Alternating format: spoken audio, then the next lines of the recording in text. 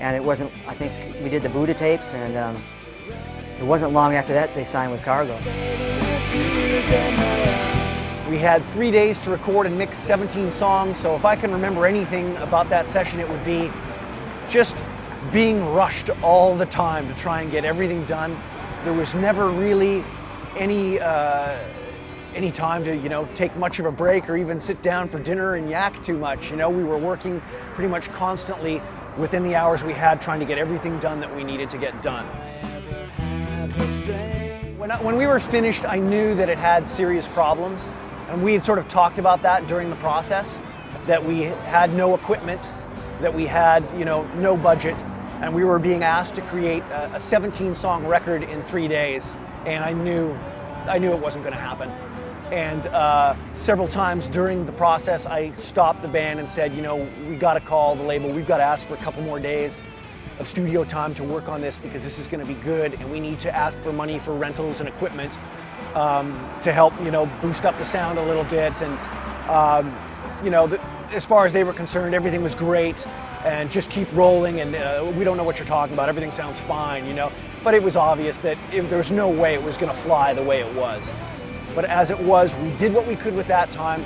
The guys took the tapes back to San Diego. Eric at the label told them exactly what I had been telling him for, you know, a weekend, that, hey guys, it's not going to fly like this. And he was able to give them some more funding, send them back into a studio in San Diego to polish things up and to work a little harder on finishing the project. And I think probably Eric at that point, hearing the material, he probably realized himself that, hey, you know what, this is turning out pretty darn good. You know, at the time, of course, none of us thought that this little project that we worked on in a weekend was going to turn into this sort of international punk rock sensation.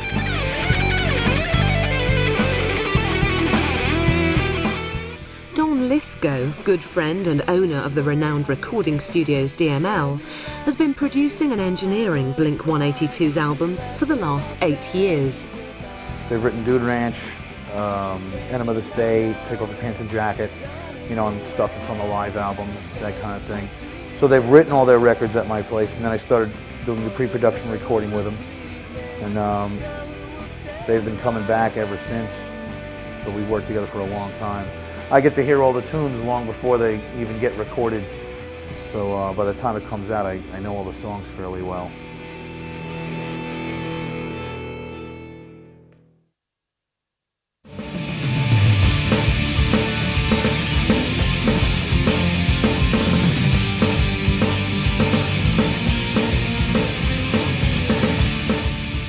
Blink182 had always been first and foremost a live band.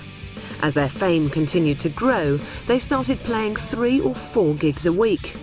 At first they were playing to a few hundred fans, but this rapidly grew to many thousands as their popularity increased. On a serious note though, teens are the only ones. We never play like shows for 21 and over kids or people, whatever, because kids are the only ones that buy the records, support the band, and come out to the shows. Kids are in it for the music and for a good time and not any other reason. If you go and play like 21 and up shows, it's like a bar, people are trying to pick up on girls and they're drunk and it's just a bad scene, but kids just go and have a good time and break things, and it's awesome. We've been doing that for 8 years now, about all ages shows, something we really believe in. Plus we like, you know, sometimes getting arrested for exposing ourselves to minors because, you know, we're creepy guys. It definitely does not hurt your rep to have an arrest record, you know? Yeah, it helps you out. Record sales is great. The 3 weren't dreaming of fame and riches just yet. For now, it was enough to be able to play in public. And one of the places that put them firmly on the map was San Diego's famous night spot, Soma. When bands like Blink182 and Unwritten Law were coming up in the scene, they had a club called Soma, which was a great place for them to grow and flourish and have shows at, because it was an all-ages club that was dedicated to doing just that, to breaking these bands. Soma was the all-ages venue in town. It was the all-ages venue. It was the epicenter of our youth culture for music. I mean, Soma was integral to Blink182's success. It was the place that every kid wanted to go to see all their favorite punk bands, especially local bands, but nobody's parents wanted them to go. And Blink182 would go to high schools and put flyers for their shows in lockers. They'd climb over the fences after school, put every little flyer in every single locker, so they were courting a young audience. If they hadn't had Soma, I don't think it would have happened for them as quickly. I think that they had enough talent that it eventually would have happened, period. But it would not have happened so quickly. Yeah, you know, catching Blink182 live, I think, is probably one of the best hooks for anybody to have into the band, because they are an awesome performance group. And that was the main thing. It was just like watching like excitement happen on stage. Which, to me, the whole thing is if you can't pull it off live, and I'm not saying they can't pull it off live because it's the show is one thing.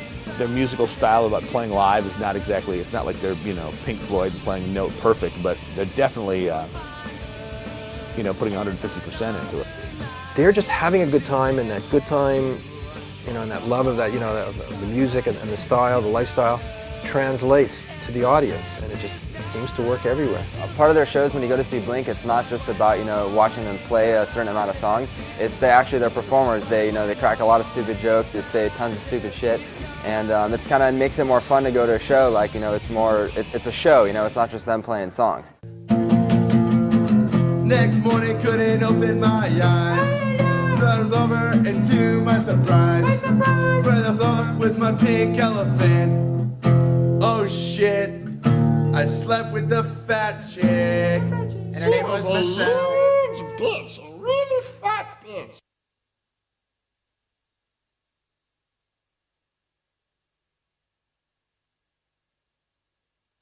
She's standing all alone. She's waiting by the telephone.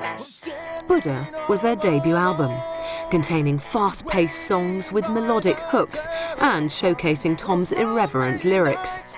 It's an impressive collection. With a recording under their belt, Blink182 were now in a position to move on to much bigger and better things. The lyrical content is obviously, you know, stayed basically the same, which just goes to my point that it was never contrived. It's just what they think about and talk about. I think they put it together better, and it's catchier and hookier and funnier, you know. It's but the actual subject matter is stayed, you know, by and large the same. You know, I guess they've aged a little bit. It shows up in some of their phraseology. Happy punk rock. Happy punk rock. About girls and wieners and butts and masturbation. Blink182, at least from when we started listening to them with Cheshire Cat and going into Dude Ranch, those albums kind of had more of a raw, unproduced, more punky sound. But as time went on, they definitely, you know, as most bands, they matured and they developed into a more poppier sound, as with Enema of the State. And a lot of people say, you know, oh, well, Blink182 sold out because they changed their style of music. Well, I think that's bullshit, because, you know, they just developed songs as they matured as a band. You know, they got better, their songs got better. Blink182 eventually became a pop band, and that was really the key to their success, you know, because they would sing way out of tune in the beginning, and way, you know, they would make their vocals very, you know, very whiny on purpose, and then they really started to say, oh, well, we can really make these, you know, pretty huge chorus songs. And featuring Bad Religion, Something Corporate, and more bands to be announced. It's Muckley playing non-stop music, 91X. They have spent a lot of time